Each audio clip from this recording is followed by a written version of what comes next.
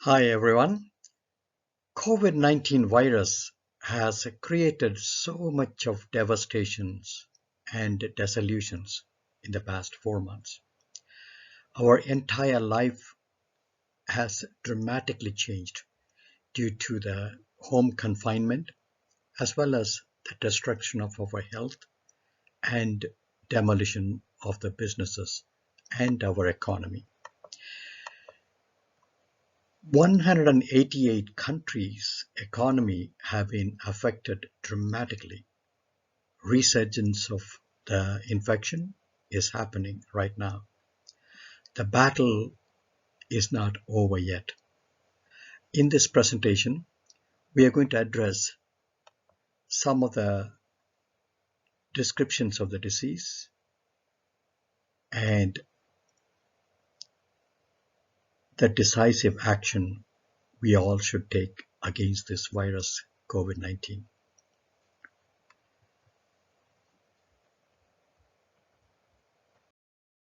Coronaviruses originate from animals, as many of you will know. That's the reason why we call that it has a zoonotic virus. It is the main reservoir for this virus are bats, and the intermediate reservoirs are say with cats, camels, and other animals.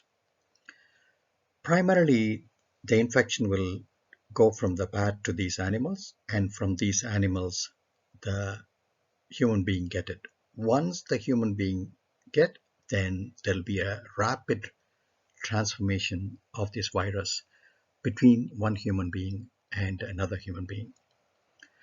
The global travel, commerce, and our human behaviors are completely shattered because of this virus. Johns Hopkins COVID statistics as of June 28th shows that the world's occurrence of this virus has surpassed 10 million patients, and the death rate has surpassed 500,000 patients. The total number of countries involved is 188, as you see, as we discussed before. The United States is one of the leading countries in which there are more than 2.5 million of cases with over 128,000 deaths. And all these numbers are changing and increasing dramatically every single day. Since we have not tested every single human being, the United States government is estimating that approximately 200 million people in the world have already contracted the COVID virus, which is far exceeding the physicians who have diagnosed this virus. And our CDC estimates that probably 10 times higher number of patients are affected due to COVID virus, since when we start checking the antibodies for the viruses, it is significantly higher, denoting that these patients have already had this virus before. So they are estimating that approximately 25 million Americans have already had this virus. This is a comparison chart between flu and COVID-19 infections. Flu usually spreads to, one person can spread it to 1.3 person on an average, whereas COVID, it is 2 to 2.5 people are affected. That current estimate is for the infectivity is far higher than these numbers. The incubation period for the flu is 1 to 4 days, whereas for COVID infection, it is between 1 and 14 days. As you know, during the majority of the time, and for majority of the people who have the virus, they don't have any symptoms, or they have only very mild symptoms. And hence they don't realize that they have the infection, but they spread the infection to all the people who succumb to these infections, causing their mortality.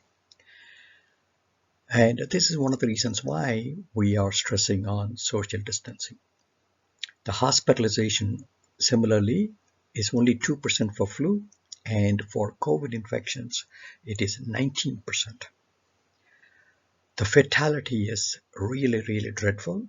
For the flu patients, the mortality rate is 0.1% or less, whereas for COVID patients, it is 1 to 3.5%. It is unbelievably higher. In some of the European countries, it is as high as 5.6%. I want to talk about the economic catastrophe caused by this COVID virus in the United States. In February of 2020, the total unemployed people were meager 700,000. However, in April, the unemployment increased to 33.5 million people.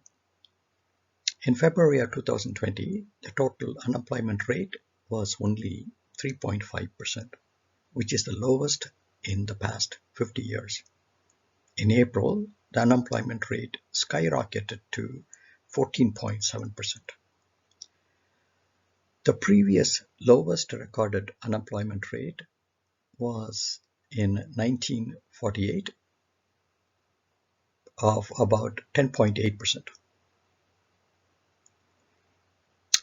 They are estimating that the real unemployment rate is 24 to 25% if you add the consultants who get 1099 and self-employed people. This slide depicts the sudden increase in jobless claims. As you see here, until January and February, the unemployment was very, very minimal. And in March, suddenly on the left side figure, suddenly it increases dramatically. Similarly, on the right side, this is for the past almost 10 years.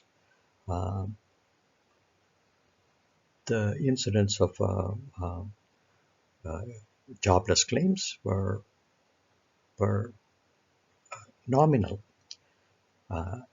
But suddenly in March, it went up to 38 million people. Let's talk about financial disaster in California. California is the most populated state in the United States.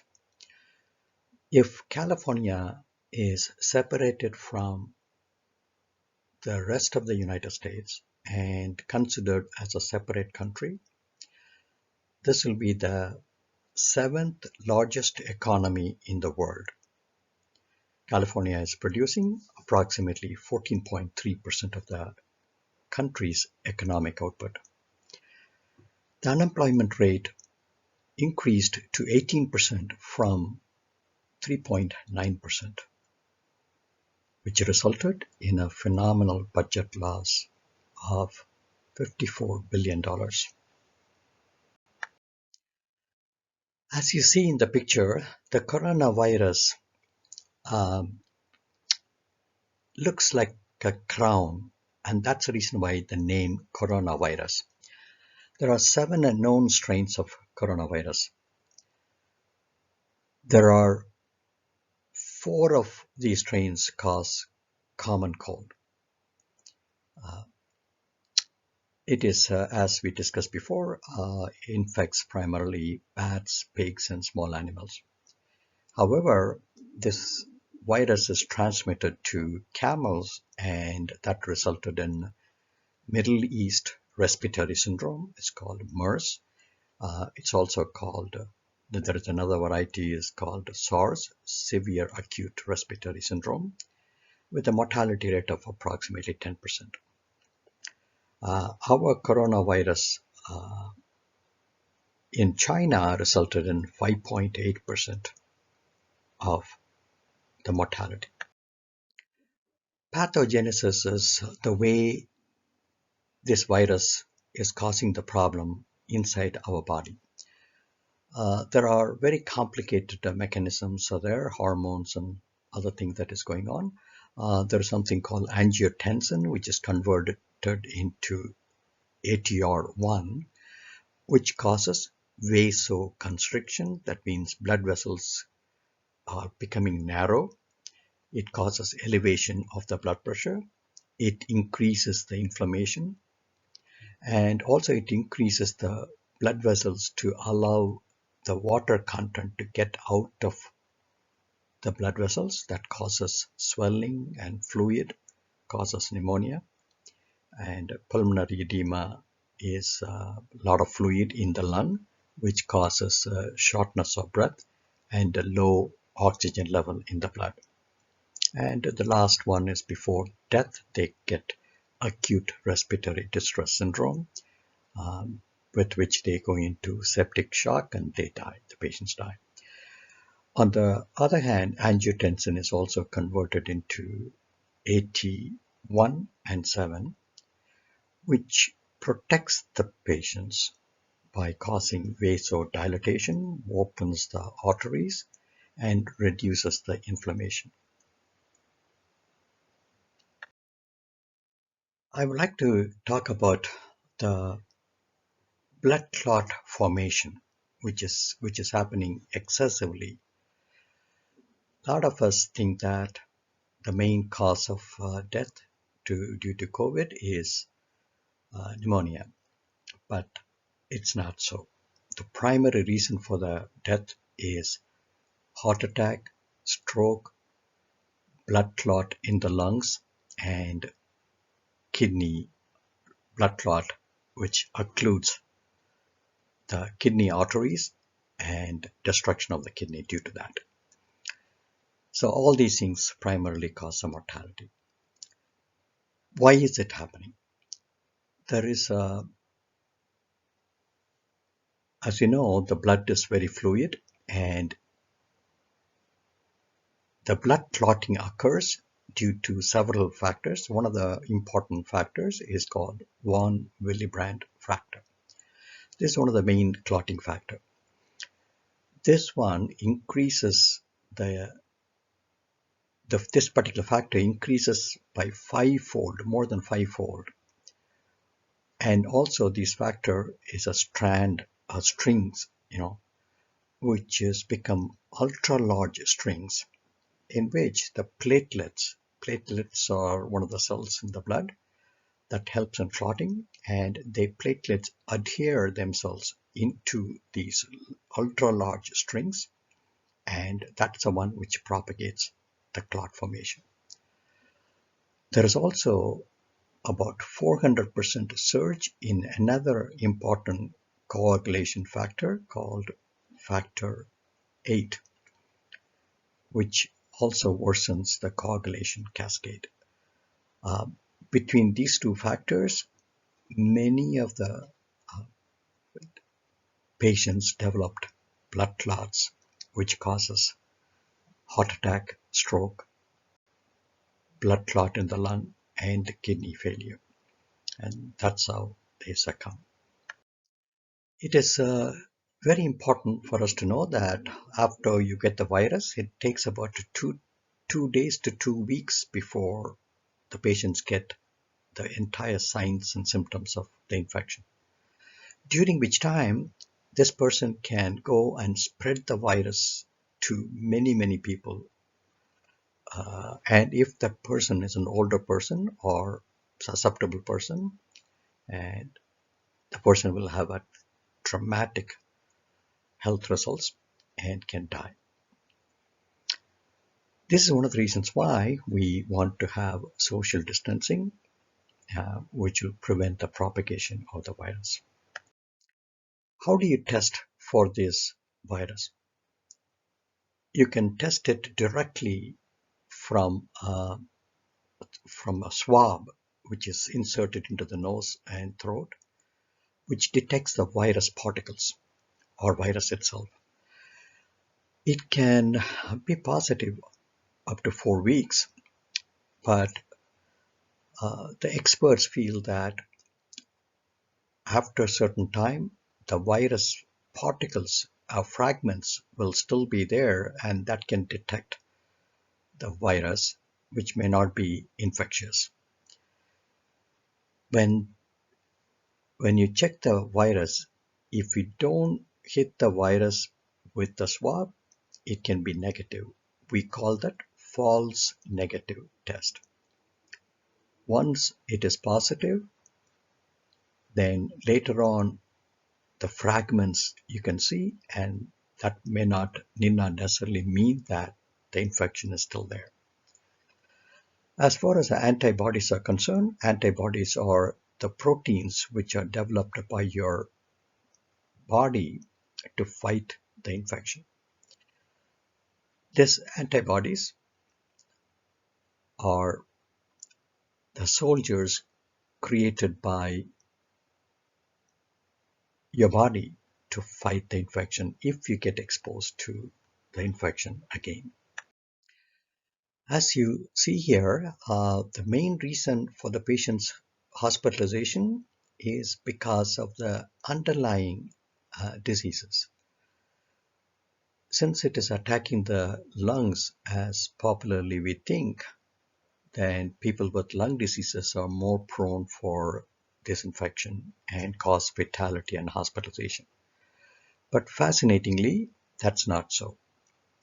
You look at the patient, primarily the inner lining dysfunction, which occurs in hypertension and patients with past history of heart attack and stroke, patients with heart failure, and the patients who are obese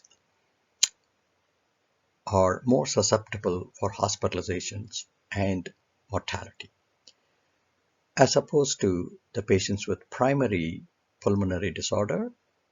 It occurs in those patients as well, but a lot less than the other set of patients. I'm talking about bronchial asthma, sleep apnea, and patients who are smoking. These are the conditions which increase the mortality, death rate. Patients with hypertension, high blood pressure, even when everything else is fine, they have 300% increased mortality.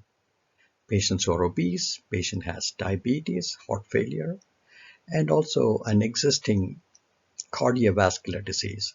What it means is patient who's had blockage of the arteries, who have heart attacks and strokes in the past. It increases the incidence of mortality by 400%.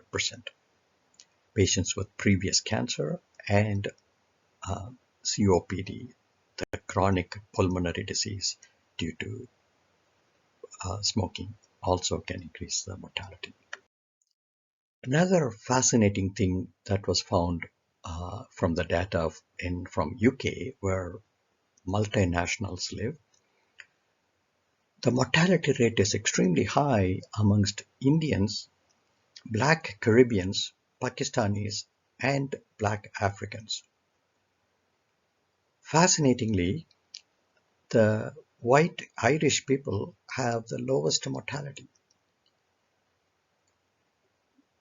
Another Switzerland study revealed that low vitamin D patients will have increased mortality. I will talk about why the white Irish have the lowest mortality in subsequent slides. You may be wondering as to why this virus is producing so much mortality. It is because it is extremely inflammatory.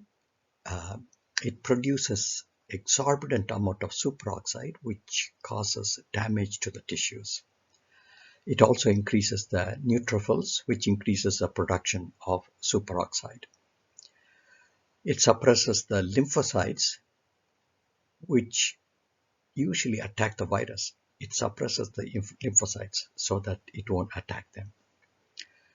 It also dampens the body's innate immune response, resulting in uncontrolled viral replication. Fascinatingly, the virus enters into our own body cells through ACE receptors. Once they go into our cells, they take control of the cells and reverses a protein called RNA. It's called messenger RNA. It reverses that sequence, thereby making those messenger RNA a virus particle, so that converted virus particle, i.e. our own cells, will start attacking the neighboring cells and replicate very rapidly. This picture basically shows that the COVID virus gets attached to the ACE receptor, which lets the virus inside our body.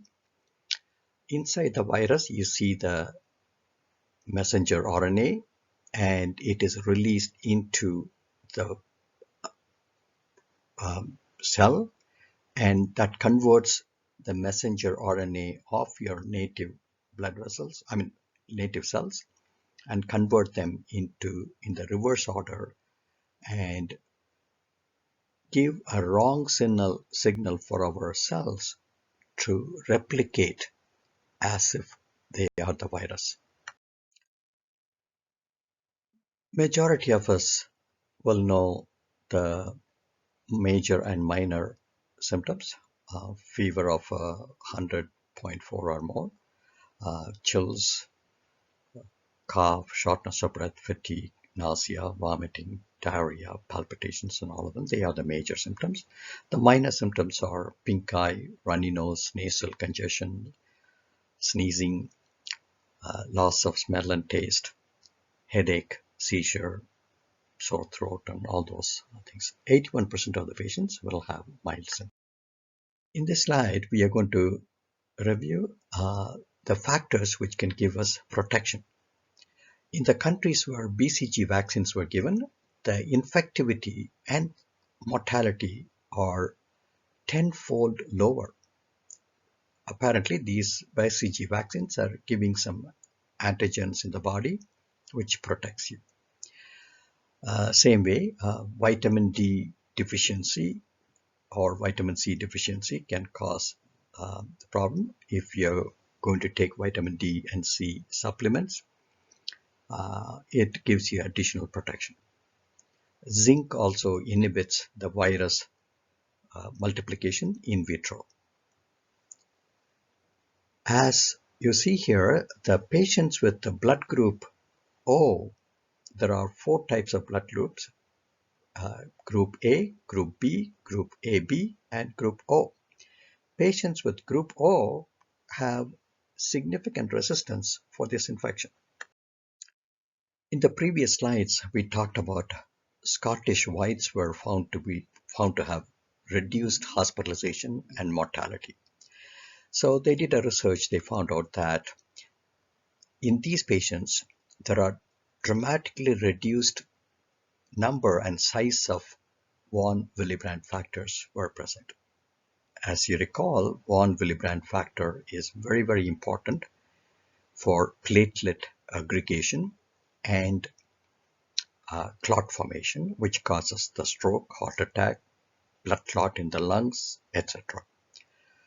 It also, these people, they found out that they have reduced adhesiveness of these fibers, von Willebrand fibers, to platelets.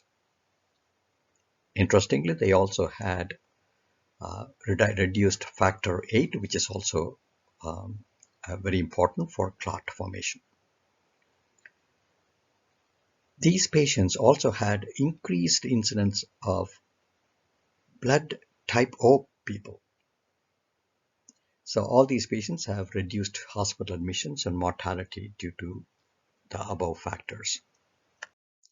So we talked about these symptoms before, and once again I want to reiterate: fever, chills, increased shortness of breath, sore throat, cough, redness and watering of the eyes, extreme weakness, nausea, vomiting, loss of appetite, runny nose, sneezing, cough, headache, and increased temperature. All these things are the symptoms you should be watching for. Now we are going to talk about some of the clinical conditions this virus can cause. In pregnancy, it can cause miscarriage, and in pediatric patients, usually they have a lot of resistance, but they can also get Kawasaki syndrome and acute inflammation of the heart and intestines. As you see here, ENT symptoms are acute recurrent conjunctivitis. Do you see that in the eye? There are redness there, watering of the eyes, and all those things can happen. Rhinorrhea is runny nose. Anosmia, loss of smell and loss of taste, is one of the fascinating symptoms patients can get. Inflammation of the sinuses and sore throat can also can be the symptoms. In this slide, we are going to discuss the effects of this virus in the lungs. On the left side, you see a CT scan, CAT scan of the lungs. You see there multiple whitish patches are there. We call that multilobular pneumonia.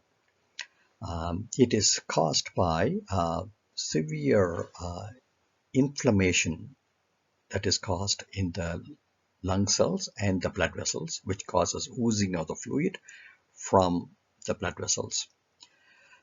It also increases the incidence of clotting mechanism, as we talked about before, and that can result in blood clots in the lungs. The fluid gets accumulated in the lung tissue where the oxygen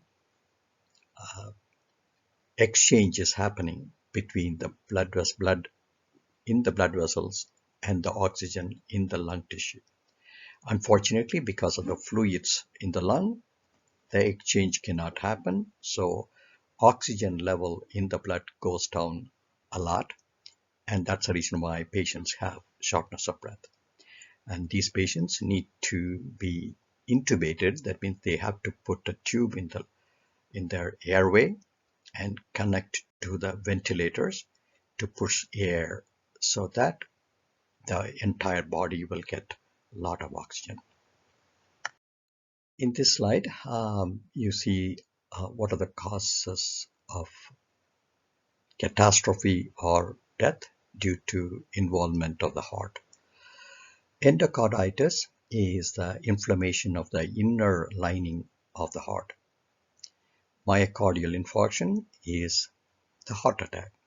As you see here in the heart, even though the heart is pumping the blood to the entire body gets the blood supply. Same way, even though the heart has all the blood, it cannot derive its oxygen from the blood itself. It has to be supplied through the arteries. We call them coronary arteries. You see the arteries in the surface of the heart that penetrates into the muscles. And because of the COVID, these arteries get clogged, and so blood supply to the further part of the heart don't get it, and that's the reason why they get heart attack. As you see here, the apex of the heart is bluish coloration, and that is because the blood is not reaching those areas, and that's called that's what we call myocardial infarction. Infarction means death of that tissue. That's the reason why it is blue in color. It can also cause cardiac arrhythmia. Arrhythmia is irregularities of the heart. Even the heart is supposed to contract 70 times a minute. If it is contracting 200, 300 times a minute, then blood supply to the entire body as well as to the heart is dramatically reduced, results in death. Myocarditis is inflammation of the muscle tissue itself of the heart. Acute heart failure is inability of the heart to contract and push the blood out. Any one of these conditions can result in cardiac arrest and death. Neurological manifestations, nervous system. The patients get confused. They hallucinate. Hallucination is incoherently talking. They can have seizures. They can have severe headaches with inflammation of the brain, and it can result in stroke as well. And the first part of the symptoms like confusion, hallucination, and seizures, all of them can be a result of lack of oxygen or because of the clogging of the arteries which are going to certain parts of the brain. This is primarily the reasons for the stroke in these kind of patients. In the brain picture there, the red area is denoted as a stroke. So how does it happen? Hypercoagulopathy. So what happens? The blood is going there to that area, becomes really, really thick and viscous. So it cannot penetrate into that tissue, resulting in a stroke. Endothelial dysfunction. What it means is the inner lining of the arteries are not functioning properly, and on account of that, blood clots can be caused, and that can cause lack of blood supply to that part of the brain, which results in a stroke. The last one is cardiogenic embolism. That is, blood clot can be produced inside the heart, and that blood clot is pushed out, and then they reach the blood vessel, which is supplying to that area, which is causing that stroke. This is one of the common ways patients can present with severe muscle aches and pains as well as joint pains. Kidney failure occurs in 30% of the patients who are in ICU who require dialysis. It can cause acute kidney failure or chronic kidney failure. This is because of the clot formation of the arteries which are going to the kidneys, resulting in clogged arteries, and hence the kidney cells die.